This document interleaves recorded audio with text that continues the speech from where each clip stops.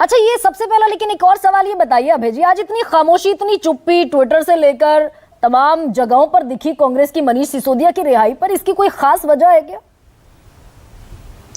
मैं मुखरता से बोलूंगा आपके सामने जी। मैं नहीं जानता आपने कितने ट्विटर हैंडल्स को देखा और किसकी प्रतिक्रिया सुनी, लेकिन एक जमानत की अनुगूंज पूरे देश में सुनाई दे रही है। भारतीय जनता पार्टी आज बेनकाब हो गई। क्या कहा सर्वोच्च अदालत ने?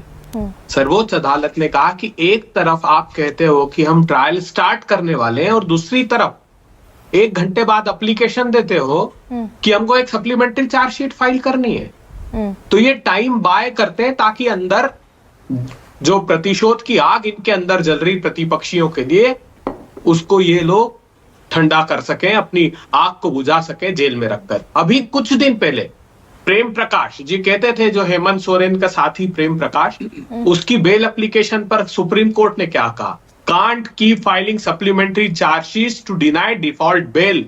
उन्होंने कहा चार्जशीट पे चार्जशीट, जब बेल का समय आता है, जब आप कहते हो सप्लीमेंट्री चार्जशीट फाइल कर रहे हैं। संजय राउत के केस में क्या कहा? संजय राउत के केस में स्पेशल कोर्ट ने कहा he was arrested for no reason and arrest was illegal.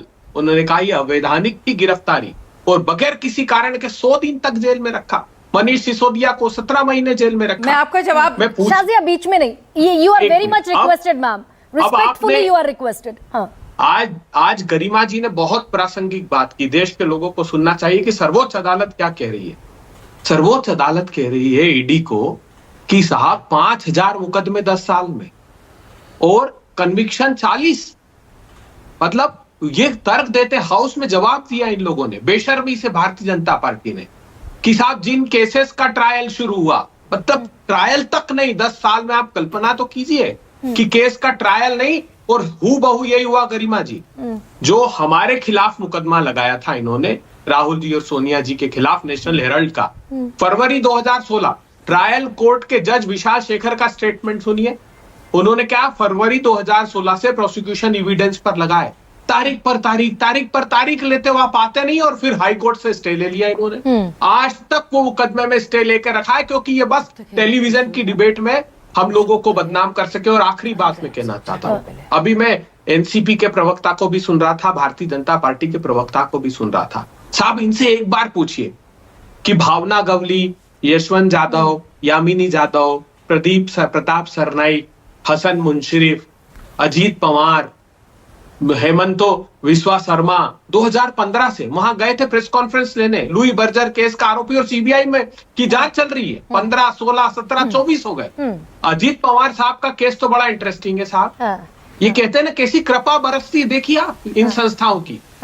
उनको जब गले लगाया मोदी जी ने, कहा कि 70,000 करोड़ का आरोपी, 1 जुलाई 2021 को एक प्रेस रिलीज जारी करती है ईडी कि अजीत पवार और सुनेत्रा पवार एक बैंक के केस में शामिल हैं और 65 करोड़ रुपए की संपत्ति हम इनकी सीज कर रहे हैं। जब वो गले लगते उसके बाद चार्जशीट में से नाम गायब है, कंपनी का नाम है लेकिन उनका नाम नहीं है। लेकिन अभय जी, तो अभय ये आप जानते हैं कि ब्रिजमोहन जी एक सेकंड, ये आप जानते हैं कि अजीत पवार को कैसे economic offence wing closure report दाखिल कर देता है, कैसे वाइकर साहब कहते हैं कि या तो जेल चला जाऊं या पार्टी बदल लूं, शिंदे सेना में शिवसेना शिंदे गुट में आ गई। ये इस पर मैं कितनी डिबेट्स कितनी मर्तबा कर चुकी हूं। लेकिन अभय दुबे, जिस पीएमएलए पर आम आदमी पार्टी हमलावर, जिस पीएमएलए पर आरजेडी हमलावर, जिस पर जेएमएम हमलावर है, वो पीएमएलए लाने वाले तो अभय दुबे आप थे।